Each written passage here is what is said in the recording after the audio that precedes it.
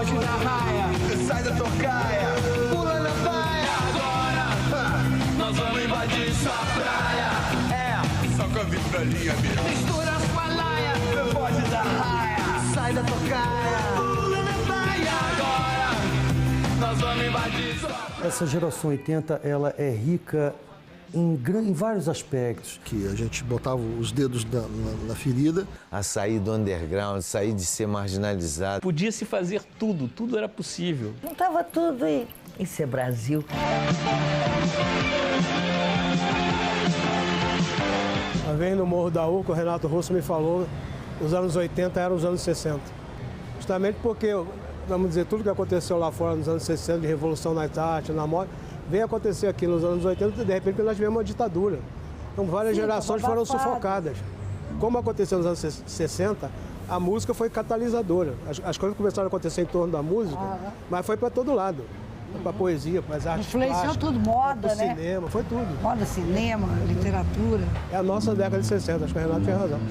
E é um tema para reflexão, né? O que o Brasil dos anos 80 tem de tão similar com os Estados Unidos dos anos 50? Eu tenho uma teoria. Ninguém aguentava mais nos Estados Unidos o tal American Way of Life, aquele momento de abastança do Eisenhower e do macartismo, né? Então, houve o howl, o uivo do Allen Ginsberg, que é o primeiro que sai, que é um grito lancinante no Brasil. Anos 80, ninguém aguentava mais aqueles milicos no poder. Então, daí os livros da geração Beat chegam nessa época, o rock paulista surge nessa época, o Lira paulistano, o Itamar, tarará, aqui no Rio de Janeiro, Blitz, depois vem logo o Rock in Rio, né, e aí chega de milico. E então chega na hora certa. Então há um paralelo, há uma similitude de épocas, claro, guardadas distinções, há também grandes diferenças.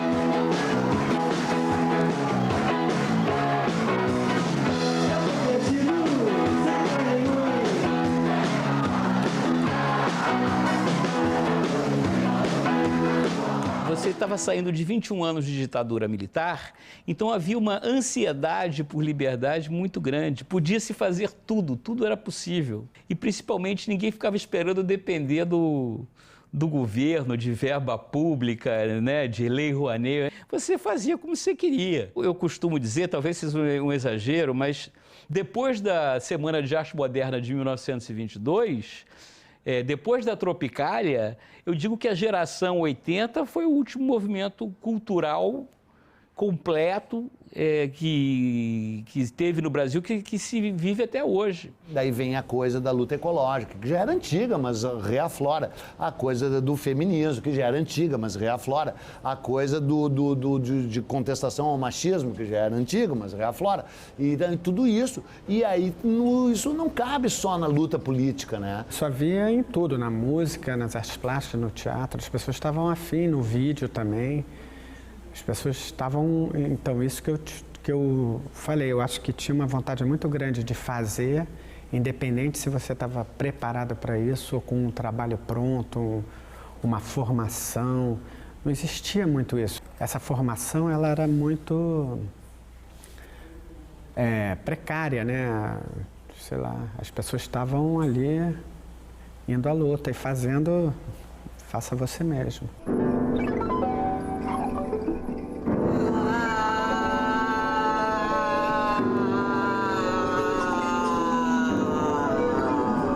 Cara, é impressionante como essa geração 80 ela é rica em vários aspectos. Essa questão da infanto-juvenil, da participação, ela é emblemática. Primeiro que tinham várias bandas infantis. Trem da Alegria, Menudo, Dominó, várias bandas focadas e direcionadas ao público infantil, infanto-juvenil.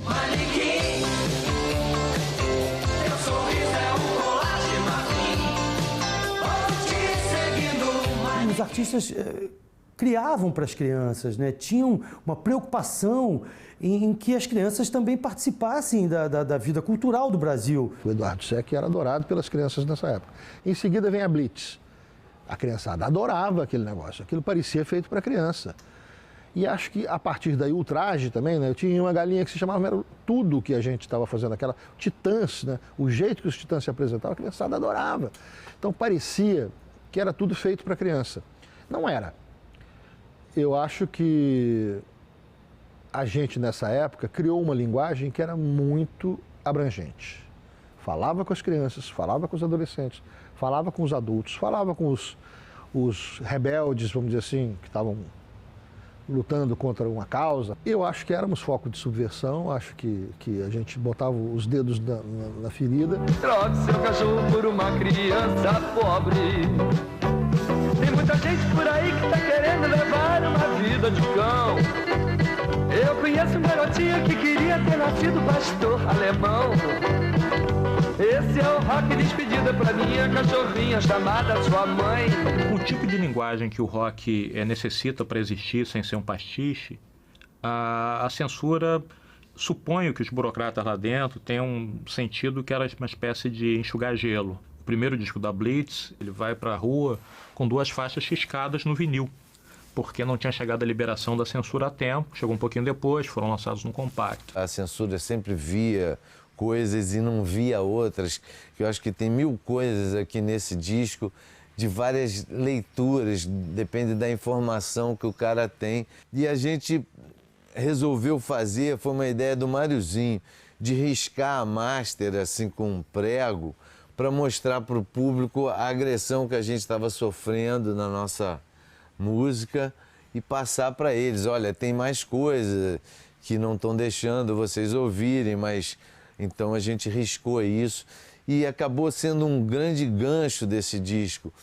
Várias agulhas foram quebradas, as pessoas botavam moeda em cima para ouvir o que a gente estava falando e tal. Aí a gente fez o segundo disco e a Beth Frígida foi pega também pela censura. Calma, Beth, calma.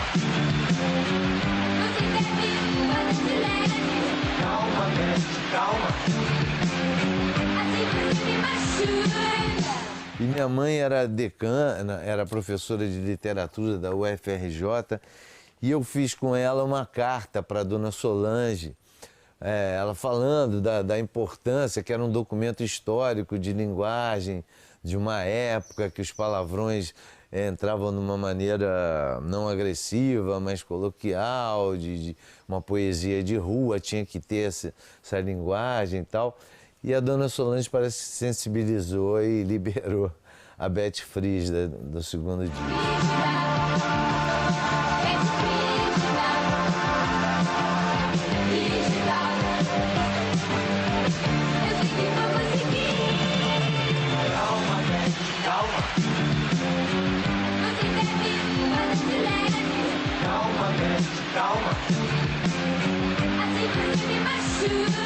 Havia, na nossa geração, né, uma adesão incondicional ao movimento das diretas, né? Era óbvio que aquilo tinha que ser feito. E os artistas davam periodicamente declarações reforçando esse movimento.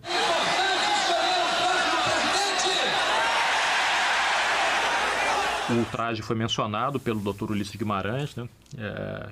Que um porta-voz da presidência da República escutasse inútil e ficasse escutando.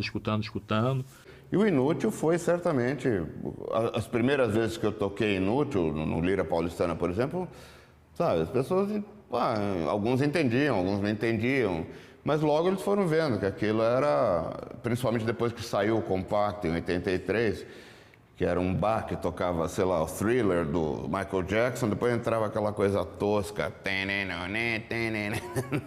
que era de propósito tosca, até para, olha, como a gente é inútil, a gente fala errado, a gente não consegue fazer nada e tal, né? E a gente se encontrou depois no aeroporto com o Ulisses, tiramos uma foto e tal, porque certamente foi uma divulgação boa e grátis pra gente, assim, né?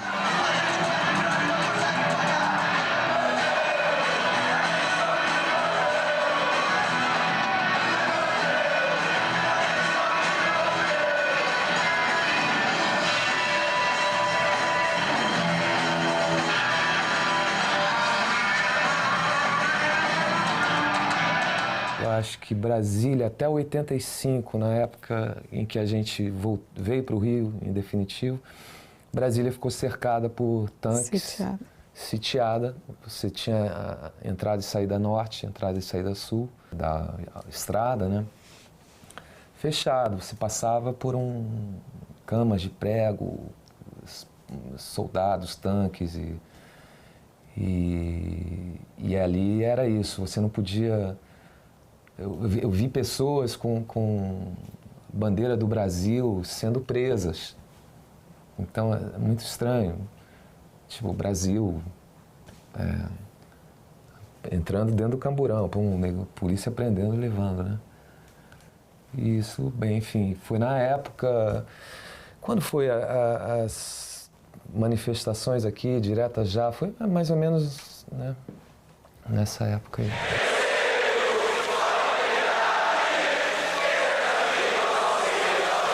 Primeiro, aquela frustração enorme das diretas já que não passaram. Tudo bem que valeu historicamente, porque graças à luta pelas diretas já, o povo voltou para as ruas, aquelas manifestações foram maravilhosas e tal. Só que daí é o seguinte, esse país canalha, porque o Brasil é um país hipócrita, canalha. Ninguém, o Brasil é do cacete, o Brasil não é do cacete, o Brasil nunca foi do cacete. O Brasil sempre foi hipócrita, o Brasil sempre foi mesquinho, e o Brasil sempre foi desse tamanhozinho em muitos aspectos. E mais uma vez, o foi quando as diretas já não passaram.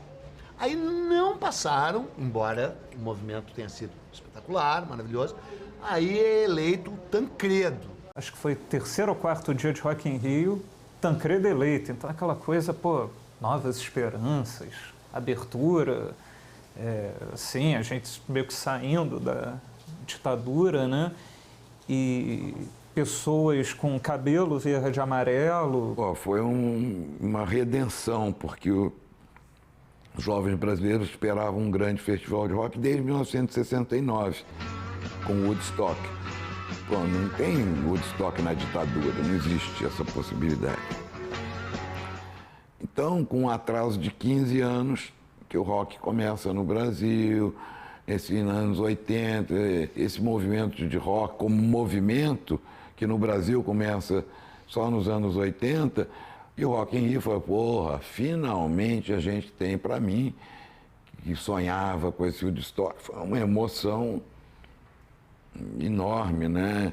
E teve shows memoráveis, foi o grande lançamento do Paralamas, teve artistas, uma parte do público selvagem, jogou latas, público de mais de heavy metal, erros de escalação, shows fabulosos do Queen, do Rod Stewart, Nina Hagen. E também teve o Barão, que foi no dia que o Tancredo foi eleito, e o Cazuza falando que o dia nasça todo mundo, feliz para todo mundo, um futuro legal, uma rapaziada esperta, né? Viva o rock no Brasil! Viva Tancredo Neves! Viva a nossa liberdade, que é a coisa mais importante do mundo! Falo por mim, não me lembro de termos conversado a respeito de vamos fazer isso. Acho que foi uma coisa espontânea dele, na verdade, externando uma coisa que nós, ele e o Brasil inteiro, e aquela geração toda, naquele momento, mas eu acho que qualquer brasileiro, ou pelo menos a grande maioria dos brasileiros, estava sentindo naquele momento. E ele simplesmente falou, não foi uma coisa tão premeditada. Pro dia nascer feliz, o mundo inteiro acordar, e a gente não...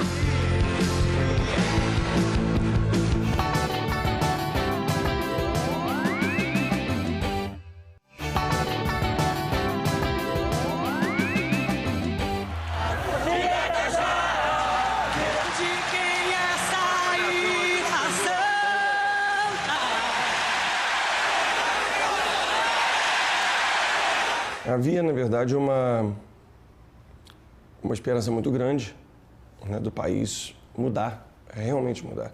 E essa chance, na verdade, é uma chance que foi difícil, porque foi indo para as ruas, 1 milhão de pessoas dizendo que queria votar para presidente, que queria votar. Não passou a emenda Dante de Oliveira, ou seja, nós não poderíamos votar.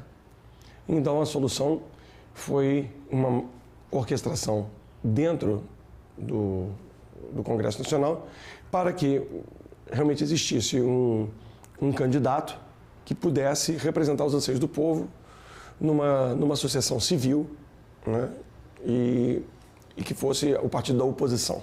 Quando chegou o dia da posse, o Tancredo foi internado. Só que daí não era o Tancredo, cara, daí era o Sarney, cara. E aí, ainda fizeram campanha pelos 5 anos, o Sarney que era para ser 4, nos enfiaram 5. Inclusive com velhos compositores baianos, né, aos quais mantenho admiração e apreço e amizade, mas que foram fotografados fazendo 5. Só que, graças a Deus, as mudanças e as transformações se dão para além da política, graças a Deus. O Fernando Meirelles e o Tadeu Jungle, meus amigos e meus ídolos, eles mudaram a TV brasileira, né, em todos os sentidos. Cada um de um jeito, né? O Meirelles, ele trouxe essa coisa meio do repórter que não é repórter, da improvisação, da provocação, da cara de pau, né? Tem uma coisa que é muito importante para a nossa geração, que foi Monty Python, né? E acho que isso formou todo mundo ali, o tipo do humor, o tipo de provocação. E aí o Meirelles tinha isso assim no programa dele. E o Tadeu, cara, ele tinha uma linguagem, ele trazia essa linguagem do Zé Celso, né? Do tropicalismo para televisão, que era mágico, que era de uma poesia e ao mesmo tempo de uma denúncia, entendeu? Que olha, tem vídeos do Tadeu que se você olhar hoje em dia, você fica de boca aberta, assim. Tipo, nada precisa ser dito e tudo precisa ser dito ao mesmo tempo, entendeu? O povo, o que o povo tem a dizer, o que o povo tem a falar, vamos ouvir o povo, né? Pouco a pouco essa linguagem foi indo pra TV, né? Foi primeiro pra TV Cultura, depois foi pra TV Gazeta. Aí, pouco a pouco, a Globo viu aquilo, as grandes emissoras viram aquilo e falaram, gente, isso aqui que é a televisão, não é aquilo que a gente estava fazendo há tempos atrás, né? E hoje você não percebe mais a diferença entre aquela linguagem e a linguagem de hoje, porque realmente ela foi absorvida pelo mainstream, né? O que se faz na TV hoje é aquilo que a gente fazia nos anos 80. Né? Meus amigos, vamos receber o maior grupo da Jamaica. Pode subir um bocadinho, Sobral. Vamos receber o grupo Pequene Cabadão. O programa do Chacrinha era aquela anarquia, então a gente já tinha uma simpatia por isso, por conta dos medalhões da MPB, do Gil mesmo, alô, alô, velho guerreiro, aquele abraço e tudo, e o Caetano. E era uma salada louca. O Chacrinha talvez fosse um belo exemplo do que era essa loucura, né, que é o Brasil, né? Ele não tinha conceitos, logo não tinha preconceitos.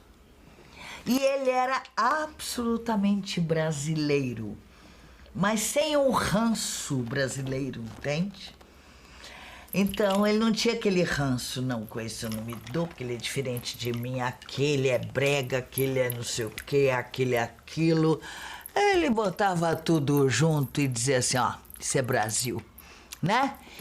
Juntava o brega, juntava o rock and roll, juntava tudo, o pobre, o rico, a prostituta, sabe, o clérigo, juntava tudo e isso é Brasil.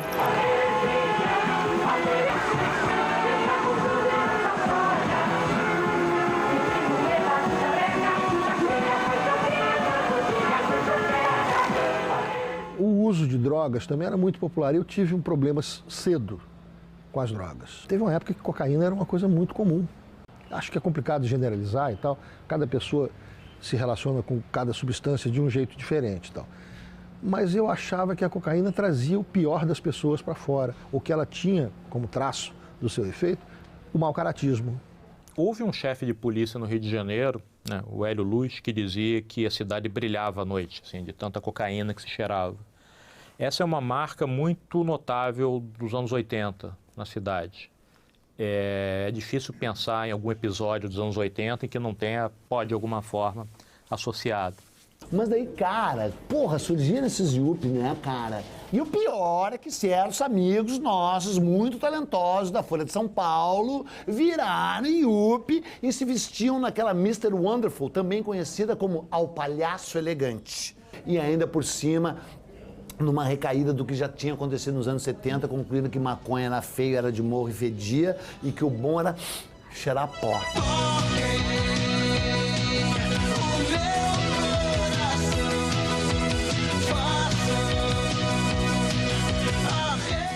O RPM eu acho que foi o mais evidentemente beneficiado pelo Plano Cruzado, né, de congelamento de preços, no primeiro congelamento de preços do governo Sarney. Naquele ano de 86, as vendagens do disco são extraordinárias, são gigantescas para qualquer parâmetro, não só da música brasileira, como da música internacional, ainda hoje, né? O RPM vendeu 2.200.000 exemplares de Rádio Pirata ao vivo, assim, rapidamente, e um disco que eles tiveram que colocar na rua porque tinha vazado, tinha sido pirateado, digamos assim, né? Com a absorção de um contingente que a estimativa variava entre 10 e 20 milhões de pessoas no mercado consumidor, essas pessoas passaram a consumir não só bens de consumo, mas também a arte que estava mais visível naquele momento, né? A forma de arte, no caso da música, o rock. Então as vendas são incríveis. Primeiro o RPM, depois a Legião, né, se tornaram as bandas que tocavam em estádio, né? Então eu acho que foi daí que amadureceu de fato essa ideia desse Brasil novo, dessa cultura nova. E o que muitas pessoas lamentam hoje é que não teve mais um movimento de tão boa qualidade, né, de letra, de música, que tenha sido popular como foi aquele movimento, né? Tirando o Chico Sainz, que nem foi tão popular assim, tirando o Mangue Beat, tirando uma outra coisa assim, mas de cultura de massa popular, mainstream, em primeiro lugar nas paradas que lotavam o estádio, não teve mais no Brasil, né? Um Renato Russo, um Cazuza. Tenho medo de dizer o que eu quero tanto. Tenho medo e eu sei por quê. Estamos esperando.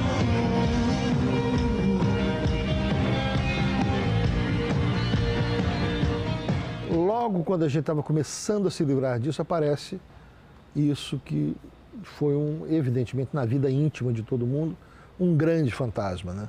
Eu acho que o preço da AIDS foi de tornar o sexo uma coisa perigosa, no momento em que a gente queria, né, misturar todo mundo, aceitar todo mundo, deixar cada um fazer o que quisesse, lutando